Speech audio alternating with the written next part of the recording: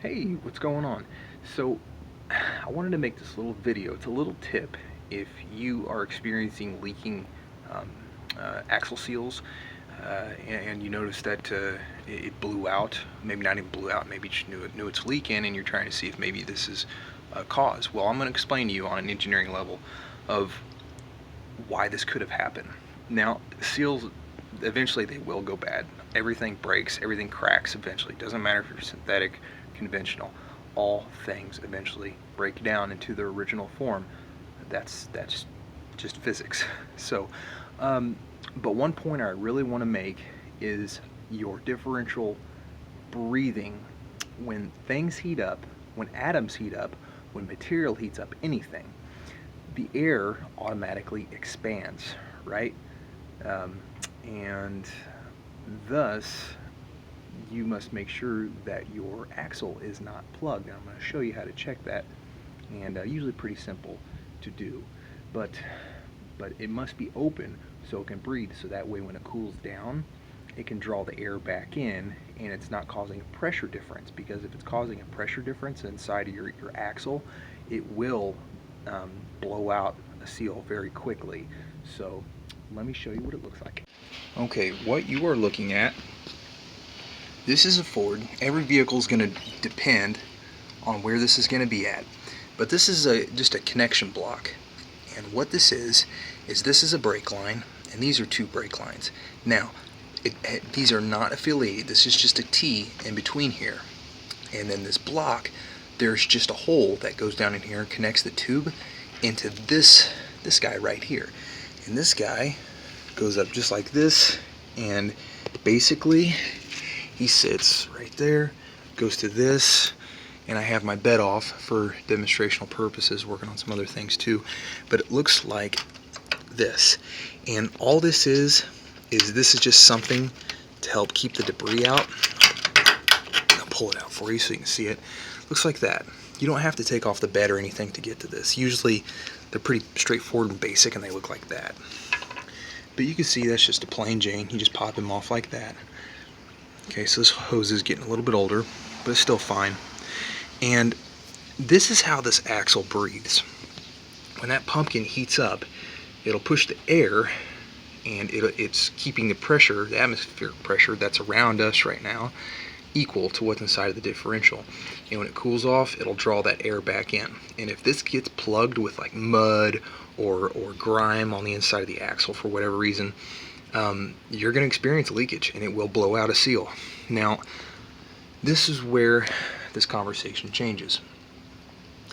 If you just pull off your wheels like this, and you're trying to diagnose this, and you blow into this, and it's still sealed, odds are it's going to act like it's stuck. Watch me, for example. Watch. Okay, air's going through this, but it's because the other side, the hub is off. Now, this is a full floating axle. Now, I don't want to get into this because I'll confuse you, but the point is, regardless if it's a semi-floating axle, which looks different, they're smaller, it's for half-ton pickups. This function is the same for all vehicles. All vehicles makes a model. Anytime you have an enclosed system, it's got to be able to breathe. So otherwise you'll blow out seals. It's kind of like a PVC crankcase system. The crankcase will feed back either to atmospheric if it's aftermarket, or will feed back into the intake. So this side is open. Okay, now I'm not going to confuse you. I don't want to get too specific, but one of my seals is inside of my hub. So in other words, my differential case is exposed right now. There's no seals blocking. Now, when you get in there to fix your seals, regardless if this is full floating or semi-floating, talking about the style of axle, again, this doesn't matter on if it's a Dana, a Sterling, does not matter, because all things have to breathe. That's just the way how it works. So when you take this apart and you officially break the seals, one is down in there, the other one's all the way over there in the corner on the axle. When you break the seals, just simply come over underneath your truck, because assuming you have your bed on, and you're going to pull, where'd he go? Oh, He's over there.